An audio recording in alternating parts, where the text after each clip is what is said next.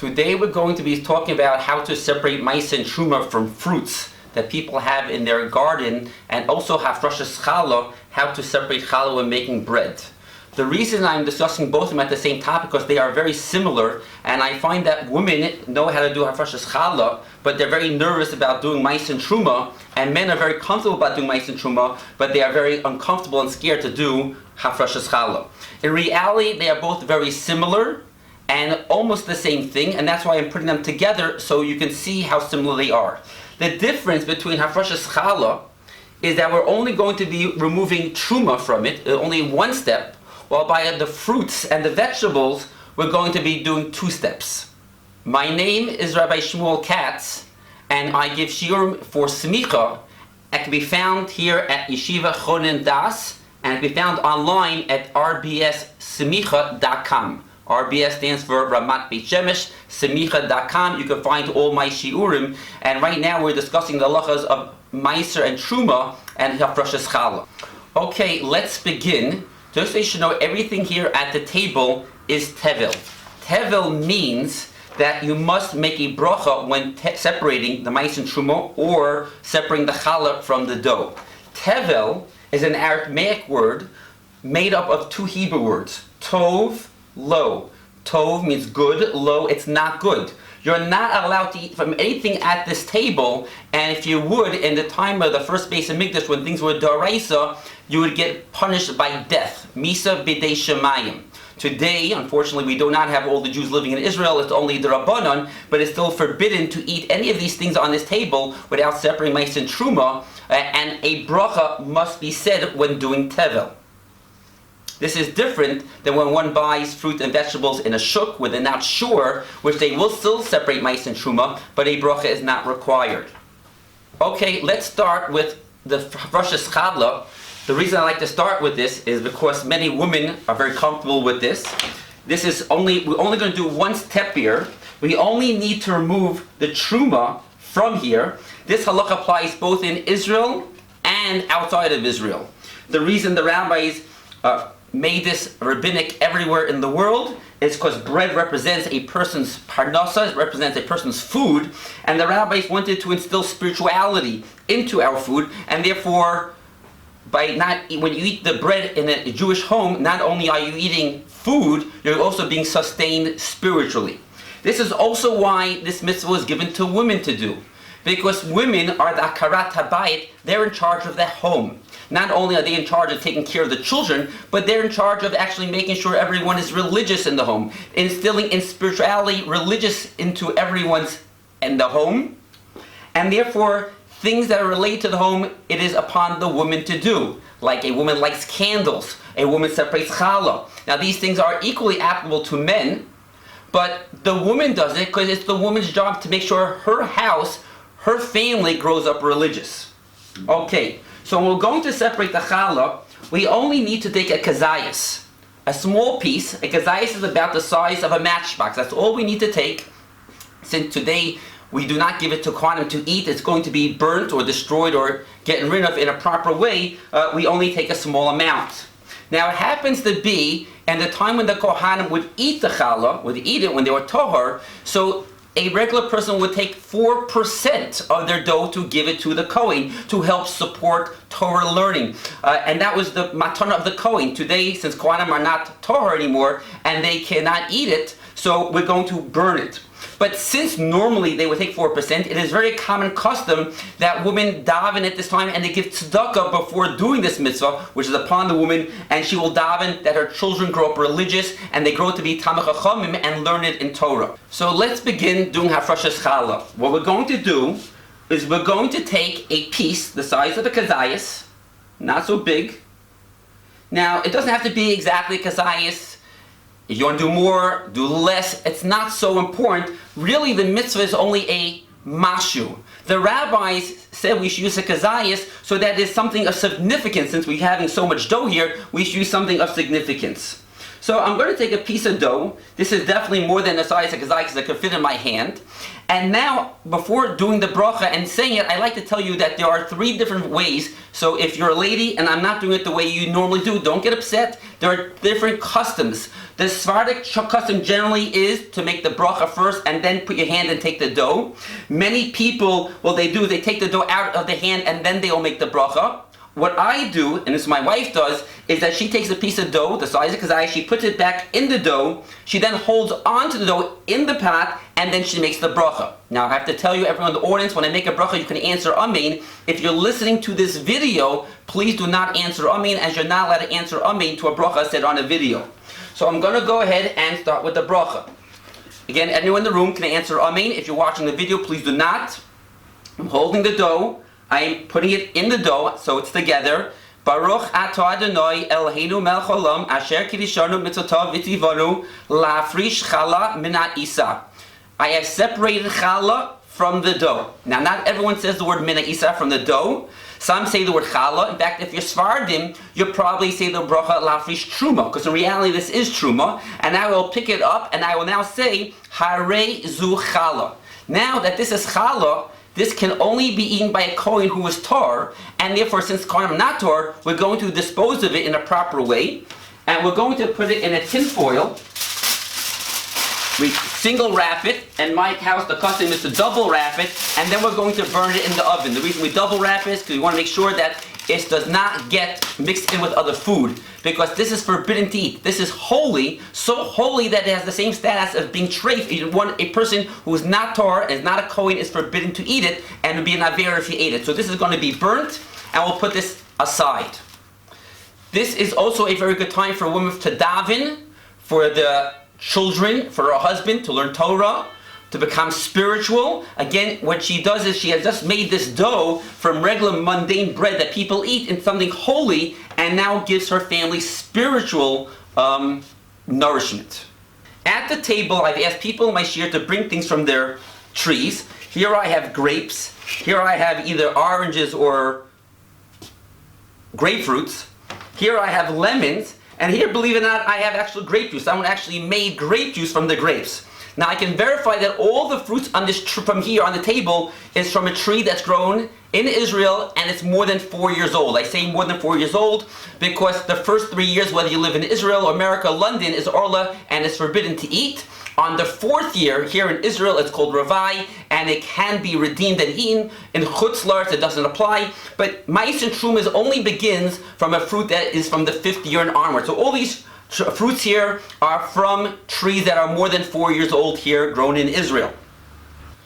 Now, by Hafroshes Challah, we did one thing. We separated Terumah. Terumah Gedola, which we call Challah. With the fruits, what we're going to do is do 3 things. We're going to separate Terumah. We're going to separate, so Terumah is exactly the same as by the Challah. We're going to separate Maaser. This is something that did not happen by the Challah. But the reality, the separating of the Terumah and the Maaser is really one bracha. It's really put together as one entity.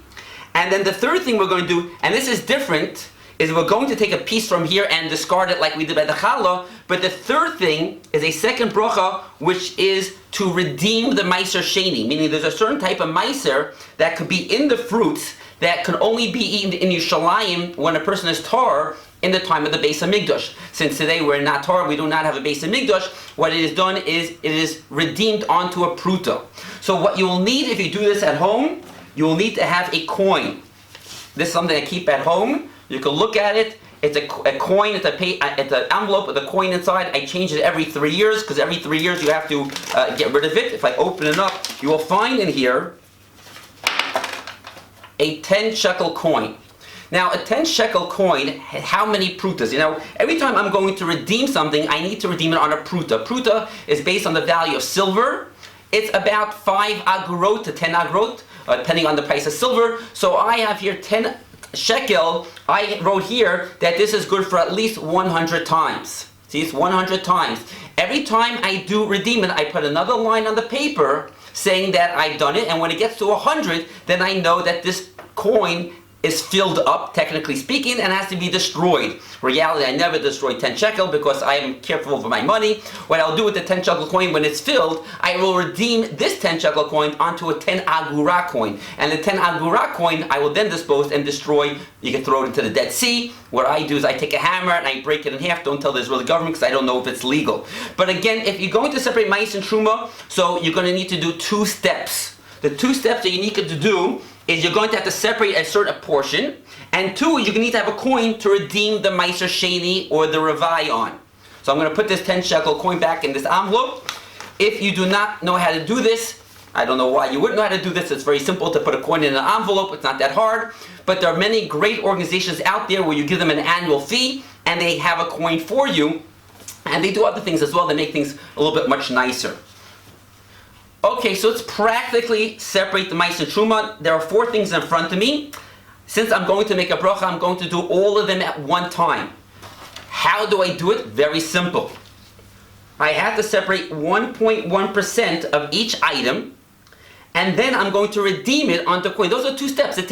It should not take more than 60 seconds to do it the long way. Today I'd like to show you also the short way, in which it will only take 5 seconds. But since we're going to make a bracha, and this is the first time we're doing it here, I'd like to show you how to do it the long way. I'll take my knife. There is about 100 grapes in this thing, so I'm going to separate 2 grapes. Now what's interesting to know, when you're going to separate it, this is going to be discarded. It's not going to be eaten. The time when the Kohen would eat it, we would try to find the nicest one to give the Kohen. But since no one's going to eat it, we could separate the worst one as long as it's edible. It has to be edible to a person, but once it's edible, we could take the ones you don't want to eat. So in fact, let's take here one that I wouldn't eat this one so much. I mean, it's edible, but doesn't look so nice. So I'm going to put here 2 grapes. 2 is definitely more than 1.1%. Here, I will go through these grapefruits. I will look for one that I don't like so much. I will now cut a small piece. Here we go. A little piece is more than 1.1%. Here we have lemons. See here, this one is all brown looking, so that's not the one I want to eat. I will take a piece of that, more than 1.1%. Put that over here. This is actually very interesting. This is grape juice. Now, one cannot drink this until you take Maaser and Terumah. Now, if someone is making grape juice or wine, the proper time to take it is once the finished product. Now, this might look a little funny to you. This doesn't look like grape juice that you would buy in the store. It's look brown. But I'm told by the person who made it that this is actual real grape squeezed. And I can see it. There are some pits in here even. So he didn't get all the seeds out. Now, how do you take Maaser and Terumah from that? We will take a cup. And this actually comes very handy if you go to a hotel that does not have a proper hechsher and you want to drink orange juice and you want to take Maaser and Terumah. You just pour, again, 1.1%, leave it on the side. And now all I've done, so I haven't done anything yet. I haven't even started the process. I've just taken 1.1% of each of the items. Okay, now before I begin, I'm going to say a bracha, something I should have said also for ladies when they do hafrashas challah, is that it's ideal, preferably, to stand when making the bracha. This is a mitzvah. Your porn should properly be dressed and standing when making the bracha. So I'm now going to break up the bracha. Again, if you're in the room, you can answer Amen. If you're listening to the video, please do not. Again, I have not done anything yet except separate 1.1% from each item on the table, which is real tevel. Again, if it's real tevel, I must make a bracha before eating it. Baruch Ata Adonai Eloheinu melech haolam asher kiddushanu b'tzatav v'tzivanu la'afrish trumos u'maisros. I will then read what says in the Siddur. So it's a copy from the Siddur. If you don't understand it, you can say this in English. There's nothing wrong saying it in English. In fact, if you don't understand it, as long as you say it, it's okay. And I will even show later, you don't even have to say it as long as you have in mind that you want to separate the Terumah Maaser properly. I'm going to read what it says here on the Siddur. Hayot mecha mea sheish kan b'ma shemunach b'nifrad harei Terumah gadol b'tzad tzvono. Kol min almino. That's a very important word. I am now taking on each of these spices. I'm making one bracha. Kol min, this halakha that I'm saying that the Terumah is separated on each species individually, the 4 species. So I'm saying kol min almino. Otom echad mea sheyesh kan v'ot tesha halakim k'moto b'tzad sofon shal peiros Maaser Rishon. I'm making part of it Maaser Rishon kol min almino. So the Maaser Rishon is in the northern section. Oto echad mea shasiti Maaser osi Trumas Maaser. And then from the Maaser Rishon, I am now putting the Trumas Maaser on the 1%. Because technically speaking, you don't have to understand it fully, but if you want to understand it, Maaser Rishon was 10%, and then the Levi of the Maaser 10%, he has to give 10% of his. 1% is on the side. So here we have the 1% plus the Terumah Gedola. Maaser Sheni Bidromo, and the Maaser Sheni is in the bottom half on the south. The Maaser Sheni is on the south. Now, Maaser Sheni happens 4 out of every 6 years. Technically, it's supposed to be eaten in Yerushalayim with the Beis Hamikdash B'Tahara, and one learns spirituality from it. And I say Maaser Sheni B'Dromo, Kol Min Al Mino. Very important to say on each of these species, because I'm making one bracha for all of them. V'im Torch Maaser Ani, and if it's a Maaser Ani year, if it's a 3rd year or 6th year where the 10% goes to the poor person, so also B'Dromo it'll be on the south instead of the Maaser Sheni, Kol Min Al Mino. HaMaaser Sheni Sheish Kan Mechula Huvach. Period. That's it. Okay. Now, I've done the first half. I have now done step number 1. I've separated 1.1%, and I have made a bracha on removing the Terumah and the Maaser. So now what I'll do is I'll take a plastic bag, and I'll take the 1.1% from each of these items, put it into this plastic bag. Now obviously, this I cannot put into a plastic bag, it's a liquid. What I will do is that I will just simply pour it down the drain where it's not garbage, meaning into a clean drain. Let's pour it down the drain, and that's covered the way of doing it. I will now make a knot in here, and it's not proper. Now, ideally, like with dough, I could burn it. You can't really burn fruit. So we're going to discard it in the garbage, but it's not proper to throw it into a single plastic bag that's clear through in the garbage that's dirty. If you have an empty garbage, you can throw it directly here. It's called the Pach Shemitah if you want, but we generally throw it into the regular garbage. What we're going to do is we're going to get a second bag that's not clear through. It could be yellow, like this one. It could be white. It could be any color you want. And now it's double bagged, and simply discard it. In fact, reality, this dough, if I don't want to burn it, I can also put it into this bag and throw it in the garbage just as well. Doesn't mean I get to burn it, but again, as long as I make sure I put it in an area no one's going to eat, because this is now is very holy stuff and it's forbidden to eat. I can now throw this in the garbage if I want, or maybe I go home, I'll put the challah in the oven and have it burnt. Okay, I have now done step 1. I designated the Terumah, I separated it. I designated the Maaser. The second part is redeeming the Maaser Sheni. It happens to be this year is the 4th year, and the 4th year we have to do Maaser Sheni. Now let's understand what Maaser Sheni is about. Maaser Sheni is about taking 10% of one's money, going to Yerushalayim, eating it there in the holiness of the Beis Hamikdash, learning Torah, growing spiritually. Now, this is very interesting to understand that 4 out of the 6 years is Maaser Sheni, while only 2 of the 6 years is Maaser Ani. What's more important, to give money to the poor person, or to use one's money to grow spiritually and make sure he's religious, his children are religious, and learn Torah? Well, if you look at how the fruits work out, 2/3 of the time we're supposed to use our money to grow spiritually, while only 1/3 of the time we give our money to the poor. So, Maaser Sheni, how do we do it today? Today we can't eat it. So, we're going to redeem it. We're going to redeem it onto this coin. So, again, we're going to now redeem the Maaser Sheni. Since we can't eat it, we have to redeem it onto a pruta, which is between 5 to 10 agarot. And we do this, we're going to make a bracha because everything on this table is tevel. So we're going to make a bracha. Again, if you're in the audience, you can answer Amen. If you're listening to the video, do not. Baruch atah Adonai Eloheinu melech haolam asher kiddushanu mitzvah v'tzivanu al pidyon Maaser Sheni. That's it. That's all I did. Done. Finished. Now everything here is kosher to eat. Let's try it. Let's see. This is Terumah. This way, careful not to drink. We'll put this next to the bag here so no one drinks it. We'll pour it down the thing. But now this is kosher. Let's see how this grape juice tastes. Looks a little weird to me. I hope you didn't use his dirty feet to squeezing the grapes. Baruch atah Adonai Eloheinu melech haolam borei pri hagafen. Pretty sweet. Sweeter than regular grape juice. Here we have bananas. I bought this in the shuk without a hechsher. I do not know what hechsher there is. I do not know if Maaser Terumah was taken.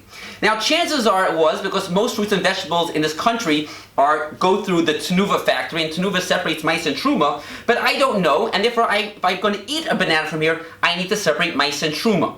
I will not make a bracha because I didn't grow on anyone's backyard tree that I know for sure it's tevel. You only make a bracha if you know for sure that it's tevel. Since this was bought in the shuk, again, I don't know if they separate Terumah or not. I will separate. I can't eat it unless I separate Maaser and Terumah from it, but I don't make a bracha. So I'm going to do this the long way. And then here I have cucumbers, also this is a suffix, meaning I also bought this in the same shuk, and I do not know if the person took Maaser and Trumah from it, so no bracha will be done. I'm going to do each one separately to show you how practically this is done.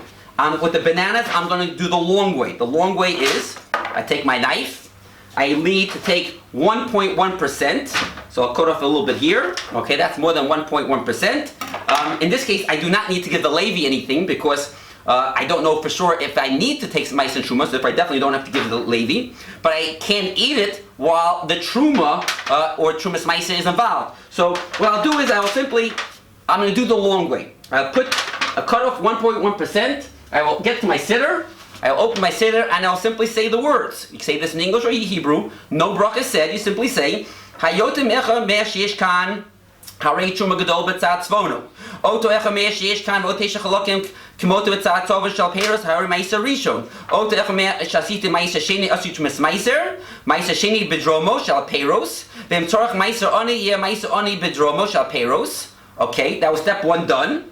And now I will put this into a plastic bag. If someone can hand me a plastic bag. I will then place this into a plastic bag. If I can get this opened. Again, I need to get a double layer. So let me find that yellow bag. I'll put that in the yellow bag later.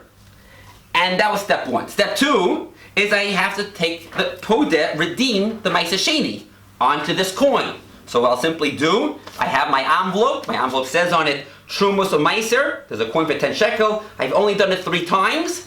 I will take the pen, thank you very much. I will put another line here. Now it's 4 times. And now I will simply go back to my siddur. And my siddur says, Maaser sheni sheish kan v'chuluhu v'chomsho al pruta b'peh sheichati l'chila Maaser sheni v'ravai. Im ein shavar pruta yemchulahu v'chomsho b'shavit ma'peh sheichati l'chila Maaser sheni v'ravai. Period. End of story. That's it, done. It did not take me more than 60 seconds. Okay, that was the long way. Let's see if we can do it the short way, and then we're pretty much finished. I'm going to go take my cucumbers from here. Again, what's my requirement? I need to have a knife. I take 1.1% off, find one that you don't like. Okay, so here's a little piece, more than 1.1% of the 10 cucumbers. I will simply say now as follows. Look at this. All Maaser and Trumah that I need to do, that says in my siddur at home, I'd like to be separated properly, and any Maaser sheni that has to be redeemed plus a chomish should be redeemed onto my coin. Okay, that's it, done. And now I have to make sure that I remember to make a line here. So today you see I put 3 new lines today onto this coin. So now I only have 95 more times left on this coin. But that's it. 5 seconds. Again, I'm going to show you how to do it again. This is very applicable if you go to a not religious family, a relative of yours, and they give you a plate of vegetables. So you can eat it. Bugs issue is a separate issue. Besides the bug issue, if you have cucumbers and tomatoes, you simply put to the side of your plate 1.1%, and you simply say, any Maaser and Trumah that I have to take off should be taken off as it says in the siddur, and any Maaser sheni should be redeemed on my coin. End of story. Okay, we'll take this 1.1%, put it in a plastic bag, make sure it's put into a second bag and throw it in the garbage. I'd just like to conclude with saying that separating Maaser and Terumah and separating Challah are very simple. If you're scared about doing it, it's just because you're not used to it. Once you've done it once, you'll see it takes literally 5 seconds, maybe max 60 seconds to do. We live in Israel. We're very lucky. Do you know of the 613 mitzvos that are in the Torah, 51 of them have to do with Avodah Zarah. Well, that makes sense. 51. Avodah Zarah is a big deal. We know Hashem gets very jealous of Avodah Zarah. But do you know that in the Torah, 50 mitzvos have to do with mitzvos tluis ba'aretz? 50 mitzvos equal to Avodah Zarah has to do with what we see here. We are zocheh to live in Israel to do these mitzvos. Moshe Rabbeinu pleaded that he can come to Eretz Yisrael so he can do these mitzvos that we have the ability to do. We should appreciate the fact that Hashem let us come back to Israel and that we can do these mitzvahs all over again. And in addition, when you eat the bread, when you eat the fruit, it's not just giving you physical sustenance, it's giving us spiritual sustenance. We should all be zocheh to have a spiritual life, grow in Torah, and see our children grow in Torah and continue our traditions of being religious.